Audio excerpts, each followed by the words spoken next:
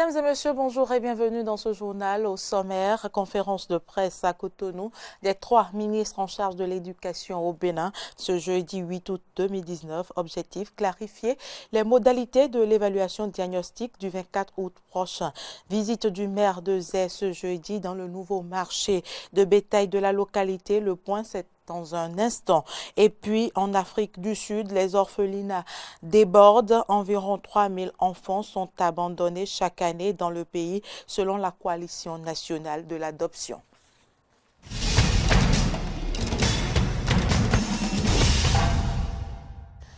Merci de votre fidélité. Le ministre de l'Enseignement maternel et primaire, secondaire et celui de l'Enseignement supérieur ont animé dans la soirée de ce jeudi 8 août 2019 une conférence de presse à Cotonou. L'objectif de cette rencontre avec les hommes des médias était de clarifier les modalités de l'évaluation diagnostique du 24 août prochain.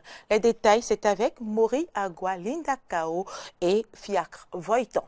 Reversés en agents contractuels depuis 2008, ces enseignants dont il s'agit sont désormais appelés à être évalués le 24 août prochain. C'est du moins ce qui ressort de cette conférence de presse animée par les 3 ministres. Salimane Karimou, ministre de l'Enseignement primaire, rassure que cette composition a été envisagée pour procéder au renforcement des capacités des acteurs intervenant dans l'enseignement. L'évaluation des connaissances professionnelles des enseignants en question concerne essentiellement, et cette fois-ci, les enseignants qui ont été reversés en agents contractuels de l'État à partir de l'année 2008. Et ces enseignants se trouvent dans les sous-ordres maternels et primaires et secondaires généraux, et dans une certaine proportion à l'enseignement technique aussi. L'évaluation en question n'a pour but que de renforcer la capacité professionnelle des enseignants concernés. Elle ne vise rien d'autre que cela. Au thème de cet examen, les enseignants qui auraient réuni une moyenne de 10 sur 20 seront maintenus. Par contre, ceux qui n'auraient pas réuni cette moyenne suivront une formation. Après la composition, il y aura la correction, il y aura la délibération, il y aura les traitements de données. Et suite au traitement de données, le gouvernement prévoit 2 grands groupes pour les enseignants concernés. Mathématiquement, on peut parler de groupe A et B. Le groupe A regroupera les enseignants qui vont atteindre le seuil de réussite. Ceux qui auront fait plus auront donné la preuve qu'ils méritent d'être enseignants. Alors, tous ceux qui auraient réuni la moyenne de 10 sur 20 au moins passeront de leur statut d'agent contractuel de l'État en fonctionnaire de l'État. Mais ceux qui seront en dessous du seuil de réussite, et ça c'est le deuxième grand groupe, le groupe B, tous ceux-là vont être admis en formation. Le ministre de l'Enseignement primaire a enfin rassuré les acteurs du secteur de l'enseignement qu'aucun d'eux ne perdront leur emploi. Il est à noter qu'au total, 9 861 enseignants du primaire et 8 706 du secondaire sont concernés par cette évaluation. Le ministre de l'Agriculture, de l'Élevage et de la Pêche a procédé hier à sa revue du plan de travail annuel budgétisé, ceci au 2e trimestre de l'année 2019. C'était à l'Infosec de Cotonou. Reportage. À l'Infosec de Cotonou ce 8 août, le ministère de l'Agriculture, de l'Élevage et de la Pêche, MAEP, a effectué la revue de son plan de travail annuel budgétisé au 2e trimestre de l'année 2019. Attendue pour le mois de juillet, elle a été faite en ce mois d'août, en retard donc, et pour cause. Certains de nos gestionnaires, certains de nos structures ou projets n'ont pas pu envoyer dans le délai les différents rapports qui devront être consolidés par la DPP. Et je voudrais ici, avec la permission de la secrétaire générale du ministère, nous demander de mettre les bouchées doubles pour que dorénavant nous puissions faire nos revues à bonne date. Françoise Komla Sogba, secrétaire générale du ministère de l'Agriculture, a par la suite présenté les réalisations faites au cours de cette année. La réalisation de 698 puits tubés sur 174,5 hectares au profit des groupements maraîchers de Grand Popo et de Semekposi. L'appui, contrôle et accompagnement des acteurs de la filière ananas pour l'exportation d'environ 302 tonnes de fruits frais d'ananas vers l'Union européenne. Le contrôle et l'accompagnement de la filière miel avec 638 kg exportés vers l'Union européenne. Le contrôle et l'accompagnement à l'exportation de 637,5 kg de miel pur vers l'Union européenne. L'évaluation des familles d'acteurs de la filière ananas sur la mise en œuvre de la démarche qualité et traçabilité portant sur 140 producteurs, 50 transformateurs et 60 commerçants. Elle a par la suite évoqué les performances financières du MAEP. Pour l'année 2019, sur une dotation annuelle de 74 814 642 000 de francs CFA, un montant d'environ 35 196 682 000 de francs CFA a été engagé au 30 juin 2019, soit un taux d'engagement de 47% contre 28,25% au 30 juin 2018. En termes d'exécution physique du PTAB au deuxième trimestre, le ministère affiche un taux de 47,05% contre 26,73% à la même période de 2018. Un effort remarquable qui, hélas, n'a pas permis d'atteindre les objectifs escomptés. Même s'il faut saluer les efforts consentis pour cette performance, ce taux reste tout de même en dessous des 50% prévus. C'est dire qu'il nous faut continuer de redoubler d'efforts pour atteindre les objectifs que nous nous sommes assignés. Un message adressé à l'assistance composée de différents acteurs de plusieurs secteurs du MAEP venus de tous les départements du Bénin. À quelques jours de la Tabaski, le nouveau marché de bétail ouvert dans la commune de Zé bat son plein. Le maire de la localité y est allé faire un tour ce jeudi. Il était accompagné d'une équipe d'Eden TV composée de Frédéric Espoir Oumabou et de Damien Pedro. Décision gouvernementale, diriger un grand marché à bétail dans la commune de Zé. Donc il y a ce projet il y a un peu très longtemps, mais par la grâce de Dieu, cette année, la Tabaski, on nous a promis qu'il y aura la Tabaski à Zé. Mais comme vous le constatez, il y a déjà beaucoup de camions qui ont déchargé sur le site de Zé. Des petits ruminants comme des gros ruminants. C'est donc de fait. Respectant la décision du gouvernement, le marché de bétail de Zé est effectif depuis plusieurs jours. Et camions, voitures, tricycles, motos et bien d'autres moyens de transport sont mis à contribution par les acheteurs et vendeurs pour animer le nouveau marché. Mais sur les lèvres des acheteurs, une seule phrase, la cherté des prix des ruminants. Le fait de déporter le marché de Séméa ici, ce n'est pas quelque chose de si grave. C'est pour assainir Cotonou, un peu les petites villes du Bénin. C'est pourquoi l'État est en train de faire ces choses-là. Et les vendeurs d'ici, ils en profitent, ils voient la distance que les gens parcourent pour venir ici payer. Mais ils augmentent le prix. Mais approximativement, on voit que à peu près le prix d'ici avec ceux des revendeurs de Cotonou, c'est approximativement la même chose. L'État n'a qu'à faire quelque chose pour les vendeurs d'ici. Au moins, ils n'ont qu'à diminuer un peu le prix pour nous les acheteurs. Là, on peut en profiter pour acheter. Le prix est trop excessif. Je ne sais pas si les gens pensent qu'il n'y a pas, puisqu'on doit immoler là, il faut qu'on paie. Des vendeurs de petits et gros ruminants, tout en reconnaissant l'augmentation relative du prix à l'origine, semblent pourtant affluer de plusieurs pays limitrophes.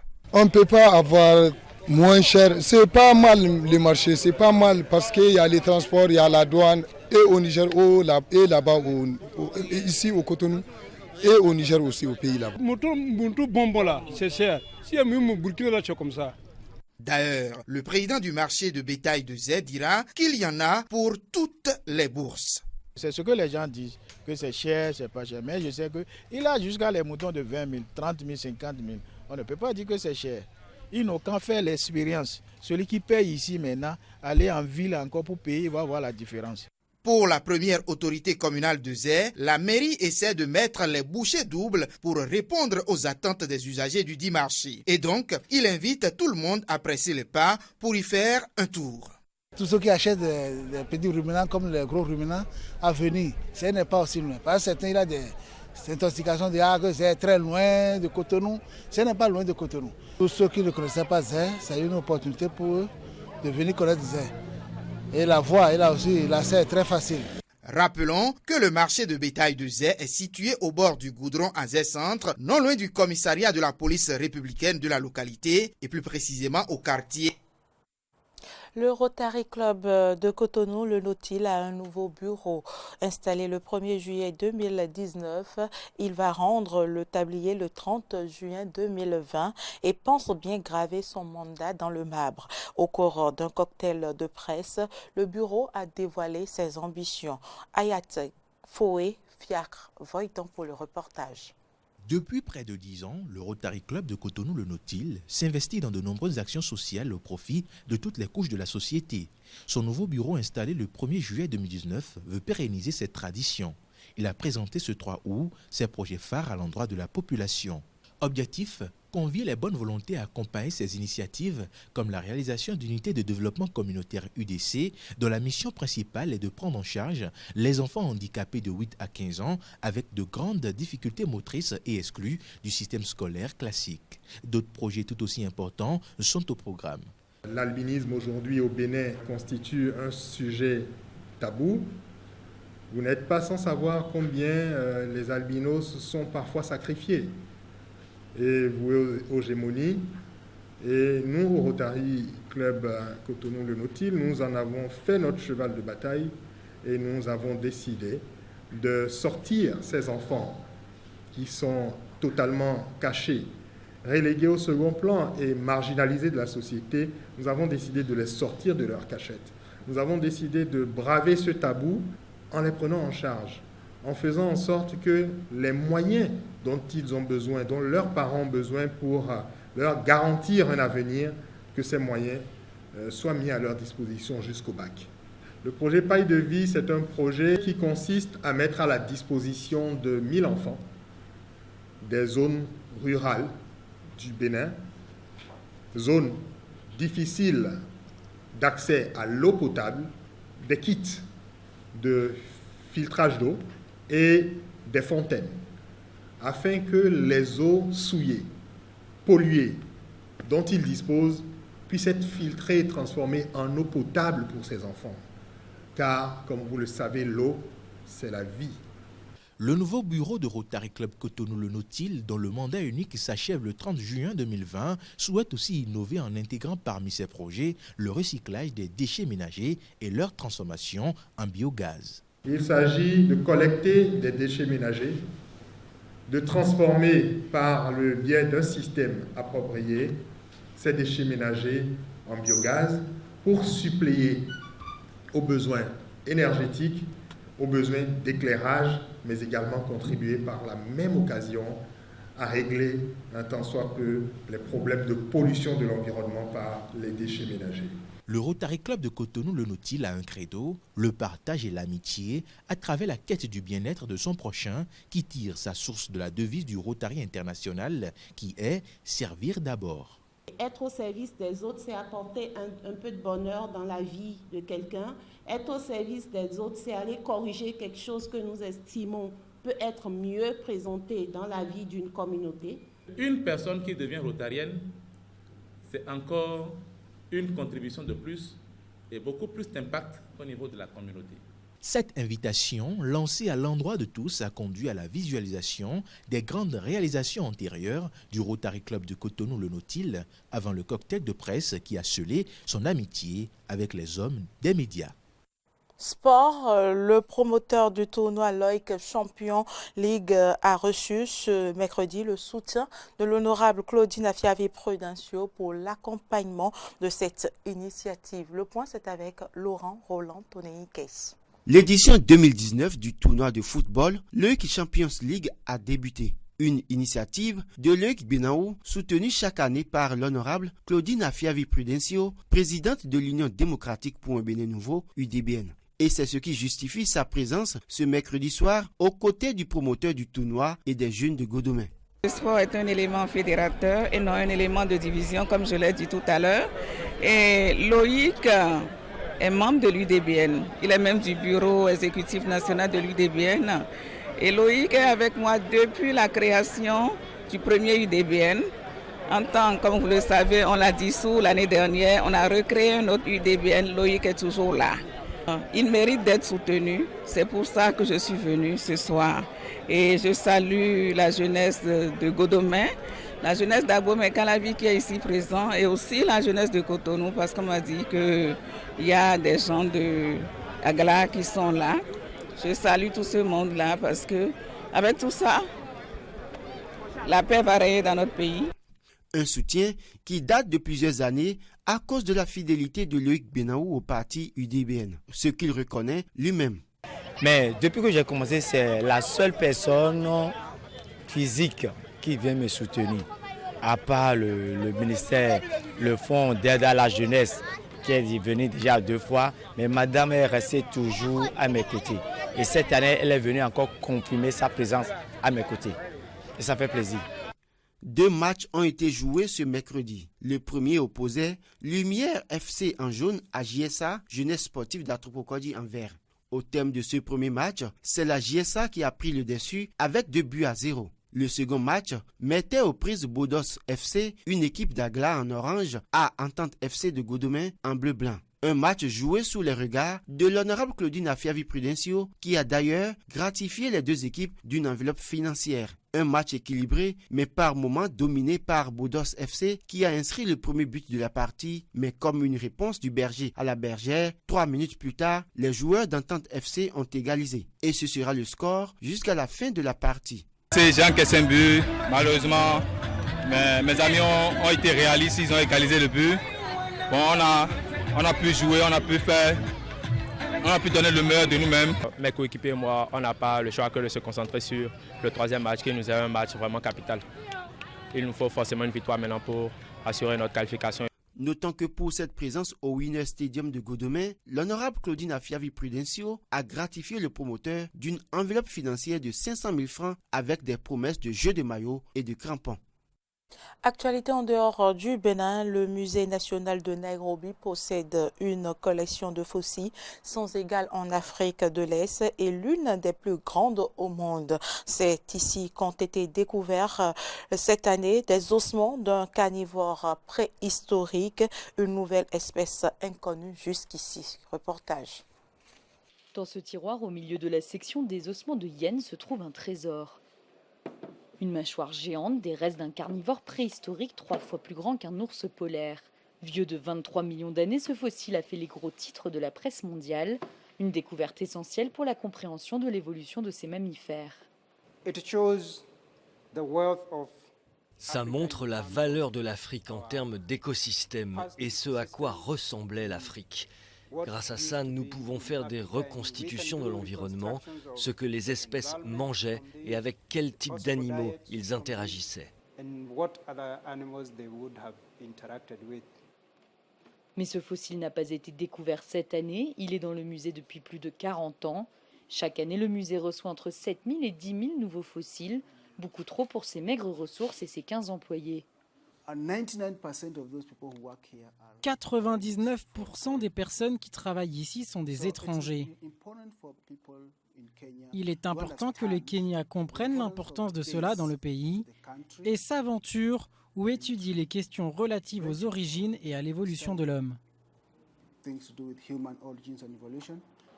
Le musée n'a pas beaucoup changé depuis les années 60 quand Louis Leakey, le légendaire paléontologue, empilait ses découvertes. Ici, la classification des fossiles se fait toujours à la main. Ce fut le cas pour ces squelettes de crocodiles qui ont été découverts dans le Turkana, une région aujourd'hui aride.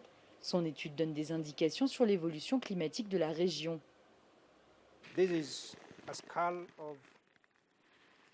Voici le crâne d'un crocodile moderne.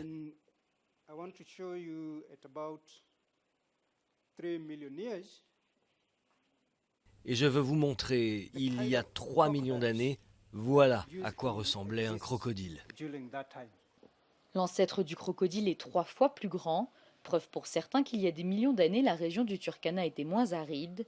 Ces découvertes, comme celle de la mâchoire du carnivore géant, devraient permettre aux scientifiques de sensibiliser les autorités à l'importance de la paléontologie, comme c'est le cas pour la préservation des espèces en danger. En Afrique du Sud, les orphelinats débordent. Environ 3000 enfants sont abandonnés chaque année dans le pays selon la Coalition nationale de l'adoption, un phénomène qui inquiète les organisations de protection de l'enfance. Reportage. C'est l'heure du repas à l'orphelinat Door of Hope de Johannesburg. Ce foyer accueille en ce moment 17 bébés abandonnés, dont l'un tout juste arrivé. La nuit dernière, vers 20h30, l'alarme a sonné. Elles ont regardé l'écran de vidéosurveillance et ont vu qu'il y avait un bébé, donc elles sont allées le chercher devant la maison. Il est arrivé par la boîte à bébé. C'est ici que le nourrisson a été abandonné. L'association a installé cette boîte il y a 20 ans. Plus de 200 bébés y ont été déposés depuis. Quand il y a un bébé ici, l'alarme va nous alerter dans la maison. C'est comme ça qu'on sait qu'il y a un bébé dans la boîte. En Afrique du Sud, des milliers de bébés sont abandonnés chaque année dans des hôpitaux, des lieux publics ou aux portes des orphelinats. En l'absence de statistiques officielles, les associations estiment qu'environ 3000 d'entre eux survivent. Un phénomène dont l'ampleur reflète la condition des femmes dans l'un des pays les plus inégalitaires au monde. C'est important de se souvenir qu'elles sont elles-mêmes abandonnées. Elles ont été abandonnées par le père de l'enfant, elles ont souvent été abandonnées par leur famille et elles ont été abandonnées par leur communauté et par toute la société. Tuli Malangu ne verra pas sa petite fille grandir. En situation précaire, elle a dû faire un choix quand sa fille, encore étudiante, est tombée enceinte. Ensemble, elles ont décidé de faire adopter le bébé en passant par la voie légale, une démarche encore très difficile à assumer en Afrique du Sud. Pour eux, l'adoption, c'est comme jeter son bébé. J'ai choisi de voir les choses autrement, de briser les chaînes. J'ai fait un choix et j'en suis heureuse. Si elle le désire, sa petite fille pourra un jour faire les démarches pour retrouver sa famille biologique. Un choix que n'auront pas les enfants abandonnés dans les boîtes à bébés de Johannesburg. Fin de ce journal, merci de l'avoir suivi. À bientôt.